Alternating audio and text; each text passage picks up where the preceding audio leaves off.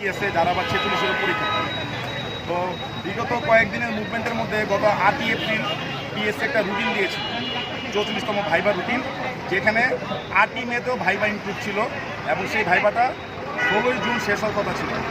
এবং ওই দিন আমাদের সাথে পিএসসি সেনাবাহিনীর মধ্যস্থতায় আমাদের কাছ থেকে ওনারা ডেট পুনর্বিবেচনা করার জন্য 3 দিন সময় নিয়েছিল, যে 46-এর ডেটটা দিবে, পুনর্বিবেচনা করবে। এমত অবস্থায় আবার পিএসসি নতুন কিছু বিজ্ঞপ্তি জারি করে, যেটার কারণে আমরা পিএসসিতে দেখা করতে আসি বিগত 10 এপ্রিল। সেখানে আপনারা সবাই দেখেছেন যে আমাদের শান্তিপূর্ণ অবস্থান উপরে এবং আমরা পিএসসিতে জাস্ট কথা বলতে আসতে চাইছিলাম আমাদের উপরে কীভাবে লাঠিচার্জ করা হয়েছে। আজকেও আবার পরীক্ষার্থী আমরা শান্তিপূর্ণভাবে পিএসসির সামনে দাঁড়াইছি। আজকে আইন শৃঙ্খলা রক্ষাকারী বাহিনী যথেষ্ট আমাদেরকে সহযোগিতা করছে।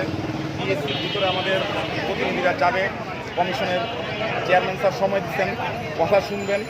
আমাদের একটাই দাবি যে আমরা আসলে পরীক্ষা দিতে চাই না বা পরীক্ষাতে যেতে চাই এরকম না।